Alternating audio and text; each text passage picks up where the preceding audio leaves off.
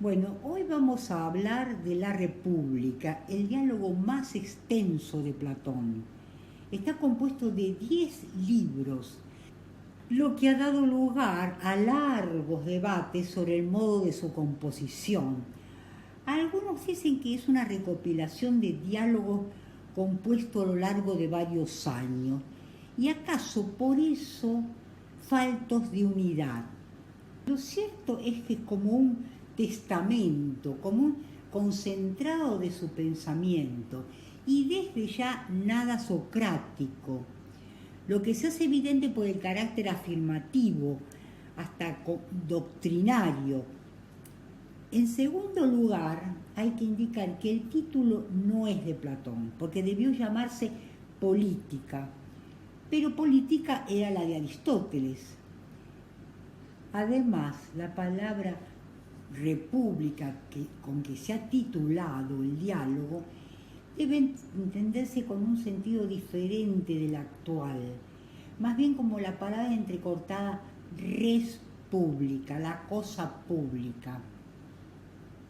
Pero volviendo a lo de política, decíamos que debía llamarse así porque trata de la polis, o sea, de la ciudad, aunque se trata de la ciudad-estado griega, más bien pequeña, como la Atenas de la época, de población escasa, donde todos más o menos se conocían, en suma, de ciudadanos, pero ciudadanos en el sentido de varón libre y adulto, porque de esa categoría no estaban excluidos esclavos, jóvenes, mujeres, extranjeros.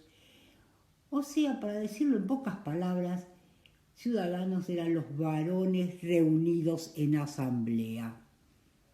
Y esto es importante porque puede ayudar al debate sobre el carácter utópico del programa de Platón. Puede ayudar a apreciar en su justo valor esa propuesta de avanzar desde la perfección ética individual hacia la organización del Estado modelo. ¿Por qué? Porque ello sí sería relativamente posible dadas las dimensiones de la ciudad, que permitía estimar las capacidades de cada cual. Y aquí es preciso hacer otro subrayado, porque el tema de la República, que es el tema de la ciudad, es también el tema de la filosofía, porque el gobierno de la ciudad es cuestión de filosofía.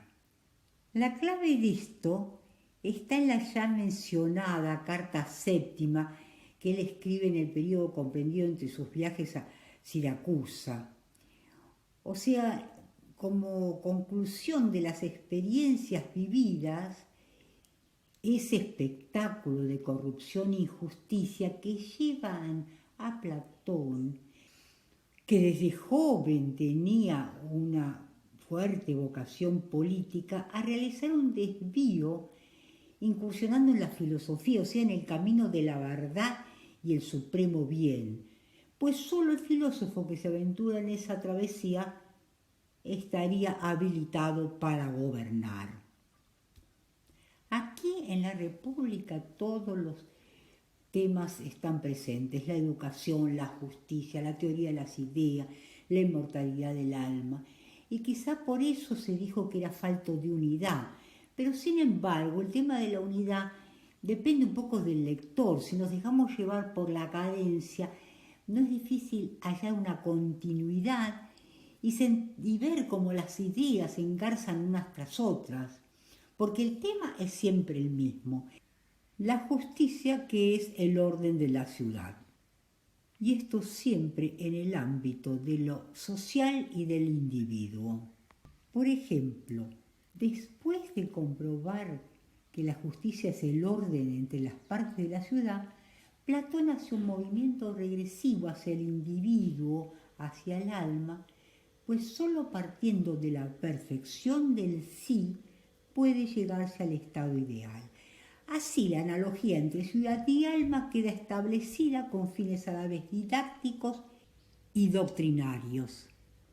Aquí lo que tenemos es la palabra de Platón, con un tono ya más afirmativo que explorativo. Se aleja entonces de los diálogos socráticos donde predomina los vaivenes de la dialéctica que nunca llegan al concepto. Comencemos nuestro recorrido. El primer libro es una excepción a esto que acabamos de decir, donde Sócrates conserva protagonismo y lo mismo el sofista como contraparte, en un enfrentamiento que conserva todavía el juego dialéctico. Como todos los diálogos, se abre con una puesta en escena de los personajes. Sócrates se encuentra en el Pireo, en la fiesta y procesión de la diosa, y allí es invitado a la casa de Céfalo.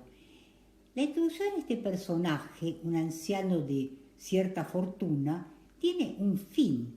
Es el recurso de Platón de sintetizar de una pincelada la idea que sirve de fondo al tema que va a desarrollar. En este caso, el motivo que sirve de marco sobre el que se instala el debate de la idea de justicia es la vejez personificada en la figura de Céfalo. Es el mismo anciano el que desde su experiencia hace el elogio de ese estadio de la vida. Cuando ya apagados los fuegos juveniles, se produce el encuentro consigo mismo. Se valora sobre todo la fuerza de la razón para el dominio de las pasiones que Platón pondrá como meta para la perfección del sí. Es el leitmotiv de toda la obra que aquí aparece representado en la serena figura del anciano Céfalo. Este primer libro, como decíamos, es un típico diálogo socrático. Comienza con las definiciones más vulgares de justicia que brindan a Sócrates la oportunidad de corregir. Se prepara entonces el terreno para el lucimiento del ironista. Y aparece también como interlocutor el clásico sofista que una vez más, como siempre, Platón, poco generoso con sus eternos adversarios, aprovecha para poner en ridículo. Sin embargo, también pone en boca de Trasímaco, el sofista, observaciones bastante agudas acerca del proceder de Sócrates, porque le reprocha sobre todo su costumbre de preguntar y preguntar sin nunca dar una respuesta. El debate consiste en refutar la tesis sofista de que la justicia es lo que le conviene al más fuerte. Y hasta el final del libro el tema ya queda zanjado afirmando que la justicia es la suprema virtud del Estado. En verdad, el concepto de justicia ha estado desde antiguo entre los griegos ligado a la idea de orden y armonía entre las partes. Se supone que cada cual desde su posición de clase realice la actividad para la cual esté más dotado. Pero la ciudad a que alude Platón, que puede ser Atenas o Esparta, es una ciudad rígidamente organizada en 3 estamentos de escasa o nula movilidad social. Los gobernantes, los soldados o guardianes de una tercera clase compuesta por artesanos, comerciantes y agricultores. A cada uno de estos estamentos le corresponde una virtud. A los gobernantes la sabiduría, a los guerreros el valor. Y luego está la moderación o templanza, que consiste en el autocontrol y no pertenece a una clase particular, sino a la sociedad en su conjunto. Y es precisamente lo que va a permitir las buenas relaciones entre esas partes. Este discurso que Platón lo plantea en relación a los estamentos de la ciudad, después lo vuelve a repetir en relación a las partes del alma. Hay una correspondencia exacta entre clases sociales y partes del alma. Entonces, no hay ciudad perfecta sin individuo ético, y la política aparece como condicionada por la ética. En el alma, esas partes chocan y entran en contradicción entre sí y logran la justicia o armonía cuando las pasiones, los apetitos, los deseos son controlados por la razón. En cuanto al Estado, la justicia se hace manifiesta cuando cada uno ocupa la posición que le corresponde y realiza la actividad que le es más propia. O sea, aparece el principio de la división del trabajo. Platón va derivando las distintas tareas, partiendo de las más básicas y avanzando en complejidad hasta reconocer la necesidad de intercambio, así como la expansión y defensa del territorio. Llegamos, por tanto, por ese camino a la necesidad de una clase guerrera, la cual se define por dos atributos contrapuestos: ser aguerrido para los enemigos y manso para los conciudadanos. Entonces lo que se plantea ahora es el tema de la educación, o sea, cómo hacer para conjugar esos atributos, lograr la armonía. Y eso lo propone Platón a través de la educación, que se sostiene sobre dos pilares: la música y la gimnasia. La cuestión se resume en la pregunta: ¿cómo educamos a los jóvenes para hacer de ellos los futuros gobernantes? Empecemos entonces con la música.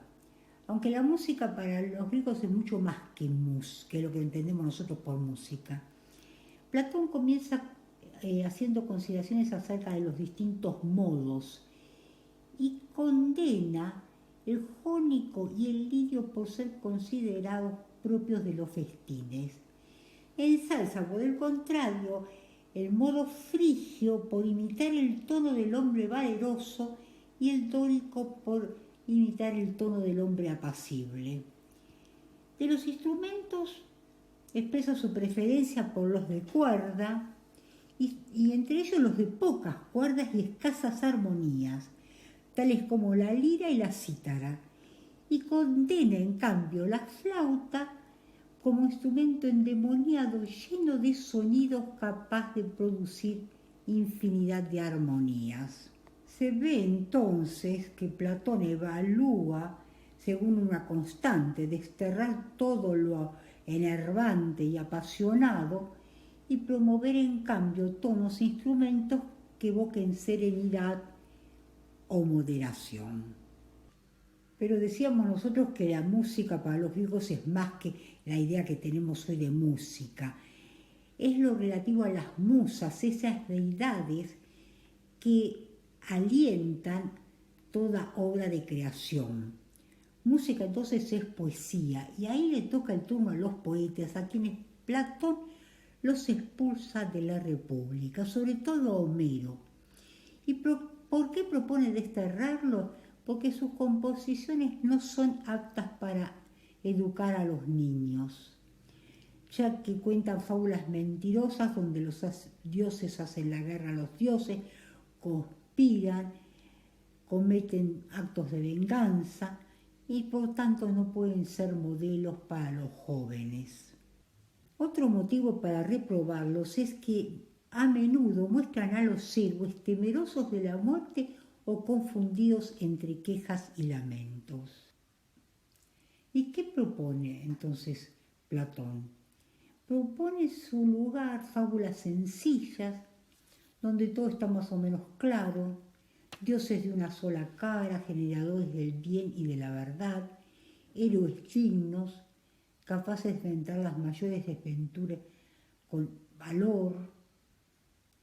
En suma, historias ejemplares que inclinen a la virtud, sobre todo a la moderación, que es la madre de todas las virtudes. Pasa luego Platón a considerar el otro aspecto de la educación, que es la gimnasia. El término también es más amplio y abarcativo de lo que nosotros entendemos ahora por gimnasia. Comprendía también el cuidado del cuerpo, la alimentación, los ejercicios físicos, la dietética y el arte de curar. Allí también hay que evitar los excesos. Como otros filósofos ya en los albores de la filosofía, por ejemplo Heráclito, que ya comenzaban a apreciar más las virtudes del espíritu que la fuerza física y el coraje del guerrero, se muestra reacio a la formación de atletas profesionales. La misma moderación que exige en la música para evitar el enervamiento, la reclama en el adiestramiento físico para no caer en el embrutecimiento.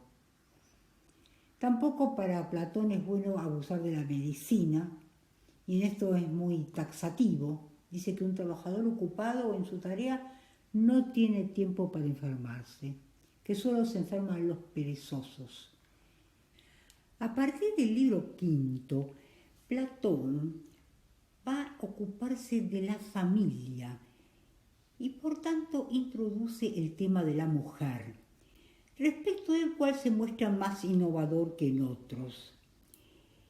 En efecto, en el contexto de una sociedad para la cual la mujer era considerada solo en su papel de reproducción, asombra que Platón comience por afirmar que las diferencias entre varones y mujeres son de grado.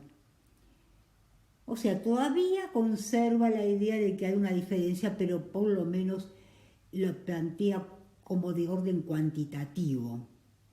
Y dice que si ambos tienen las mismas aptitudes, por tanto podrán realizar las mismas actividades, inclusive la guerra, y por ello habrán de recibir el mismo tipo de educación, la música y la gimnasia. O sea, las equipara a los guardianes y hasta acepta que se desnuden en el gimnasio porque estarán vestidas con su virtud. Y aquí agrega otra innovación que ya había sido de alguna manera anticipada porque aconsejaba para los guardianes la no propiedad individual de bienes. Ahora lo que se agrega es también la comunidad de mujeres y niños, pues todo debe poseerse en común. Solo habrá matrimonios temporales para la procreación. Y los hijos serán del Estado, y entre ellos todos se tendrán por hermanos, para que dentro de la comunidad de los guerreros reine la amistad y la armonía. Y por ejemplo, ningún joven osará golpear a un adulto porque podría tratarse de su propio padre. Y ahora podemos preguntarnos si estas innovaciones significan una idea anticipada del comunismo. Y aquí hay que señalar en primer lugar que el modelo platónico es el régimen espartano, de fuerte fiscalización estatal, basado en el orden y la disciplina, y donde se valoraba sobre todo la uniformidad casi militar, antes que la variedad, la mezcla. Ya hemos visto también con respecto a la música y los modos. La diversidad para Platón era sinónimo de anarquía. Avancemos entonces para ver cuáles son los límites de esta propuesta. Pensemos que todas estas innovaciones de Platón las piensa para la clase de los guerreros, que es la clase superior, la destinada a gobernar. Para nada se ocupa de las clases inferiores. No hay para estas ninguna propuesta de emancipación, ni siquiera de movilidad social, ni siquiera manifestación alguna en contra de la esclavitud. Incluso esta clase le inspiraba cierto menosprecio porque eran clases condenadas al trabajo, a las tareas manuales, que no gozaban del ocio necesario para el cultivo del espíritu, como ocurría con los sectores aristocráticos. La idea platónica, inspirada entonces en Esparta, podía entenderse como un régimen fundado sobre la idea de isonomía, la igualdad de los iguales, que todavía no había sido ampliada por efecto del desarrollo de la democracia. O sea, una igualdad hacia adentro, con rígida estratificación hacia afuera.